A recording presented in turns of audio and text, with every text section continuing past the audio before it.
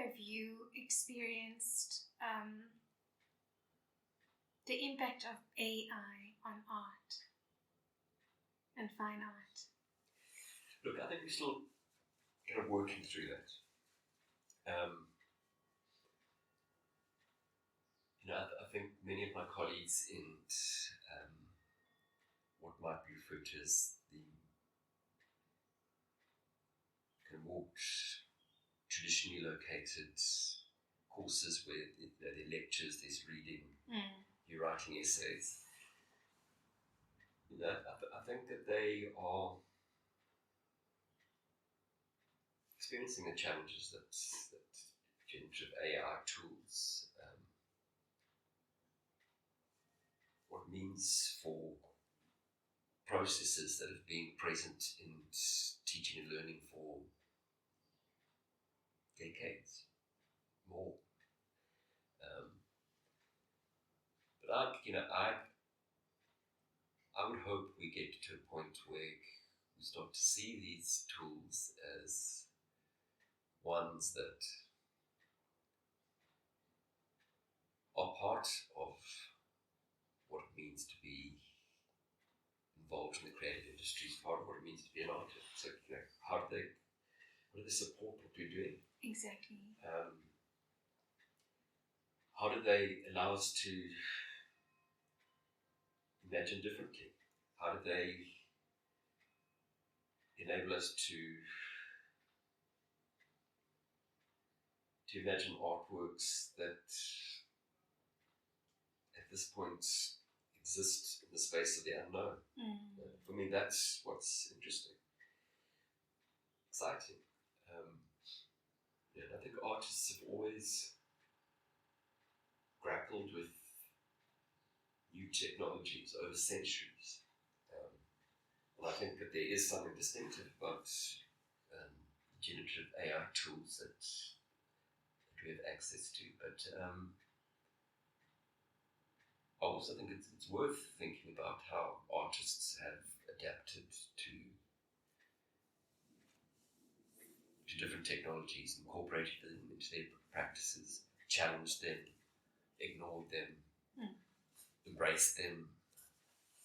And I would hope to be in that position. And we, as colleagues in the Department of Fine Arts, we have conversations, asking ourselves, okay, well, it's important that students are using these tools. Can't ignore them, yeah.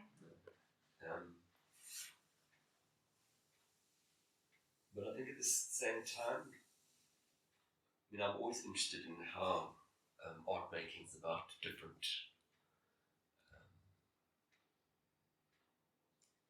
materialities.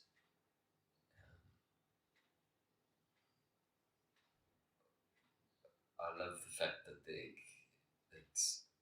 everything in this world can come together as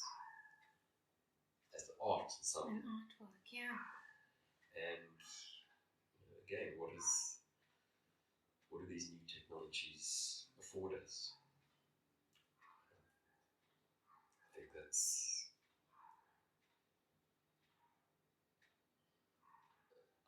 I look forward to being in that space. I think that art making and thinking through art,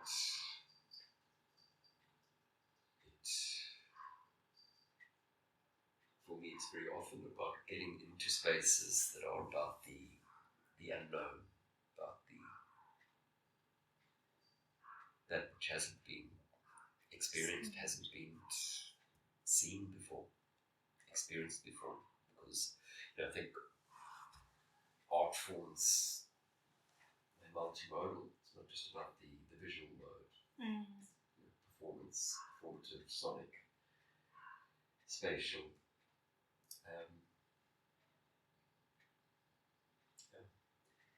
Where do you want me to go next in this story? One more question on the same subject with AI, because I've struggled personally on how to balance structural technique and intuitive flow. How do you think AI could play a role there, where it holds space for the structural technique part so that you have more room for intuitive flow? I think that's a really interesting question, and my immediate response would be yes. I mean, It's tested. it's tested. Because I think that's what interests me is how do you use these tools to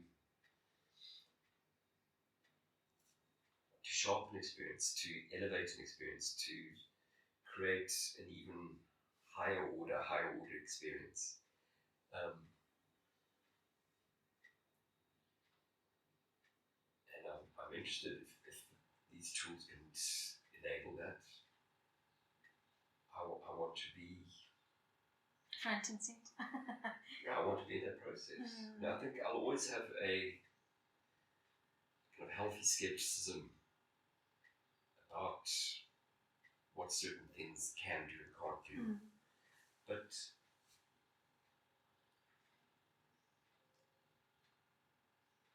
I'm curious as to what